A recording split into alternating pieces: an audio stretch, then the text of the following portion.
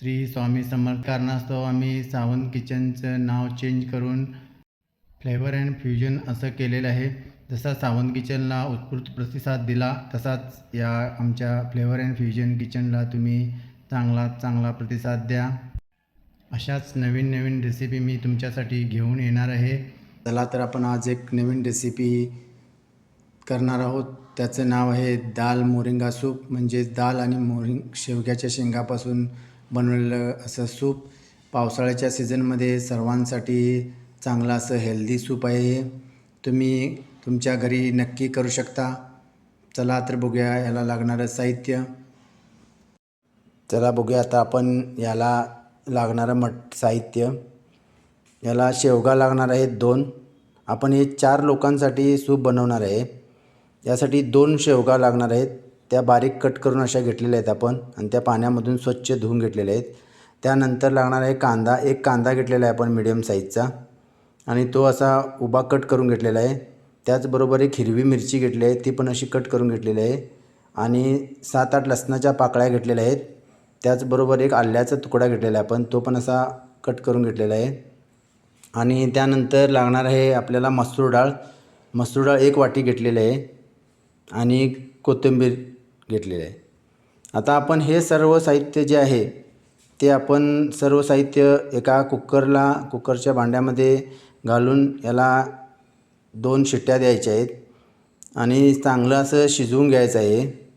हे आपण सर्व चांगलं शिजवून घेतल्यानंतर याचा जो स्टॉक निघतो त्याचा आपण शेवगा दाल सूप बनवायचं आहे छान असं.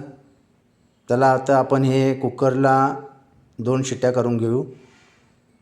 एक आपण असं कुकर घेतलेलं आहे. आता कुकरमध्ये हे सर्व साहित्य असं घालायचं आहे आपण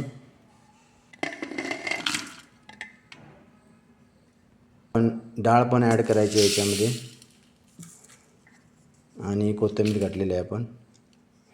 हे सर्व घालून आपण जेवढं सूप बनवणार आहे, आपण 4 लोकांसाठी सूप बनवत आहोत, त्यामुळे एक 5 बाऊल आपण पाणी घ्यायचं आहे.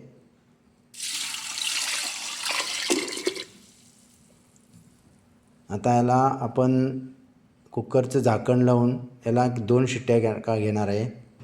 मीडियम गॅसवर आपण आता कुकर ठेवलेला आहे आणि याला 2 शिट्ट्या काढून आपला कुकर 2 शिट्ट्या करून आपण बंद केलेला आहे.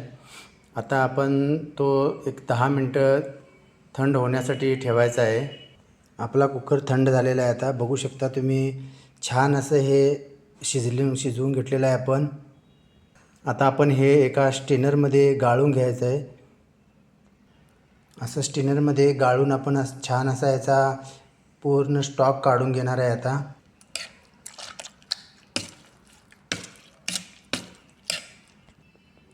अशा प्रकारे स्टॉक काढून घ्यायचा आहे. बघू शकता तुम्ही असं आपण पूर्ण स्टॉक काढलेला आहे. चला आता आपण याला छान अशी खमंग फोडणी मारणार आहोत.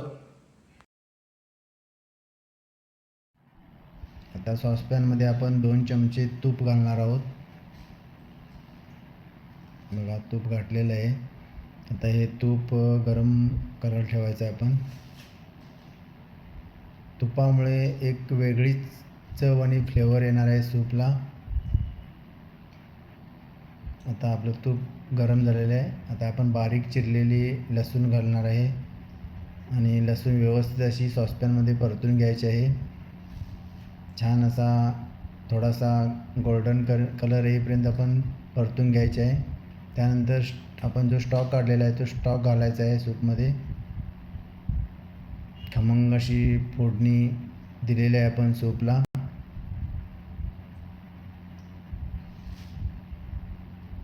यानंतर आपण बारीक चिरलेली कोथिंबीर घालणार आहे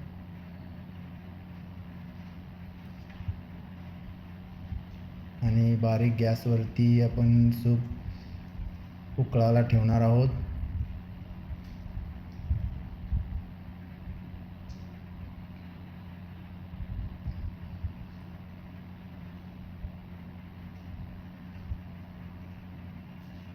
बघू शकता तुम्ही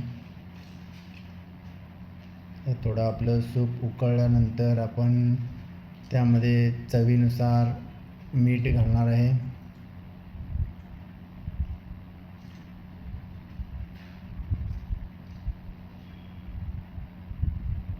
छान असं आपलं सूप उकळलेलं आहे.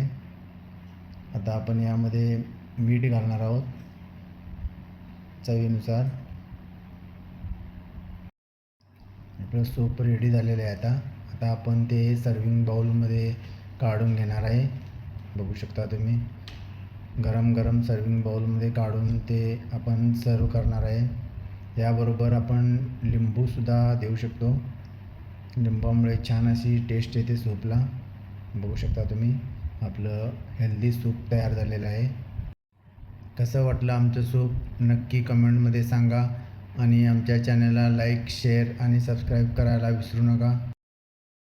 धन्यवाद मित्रांनो.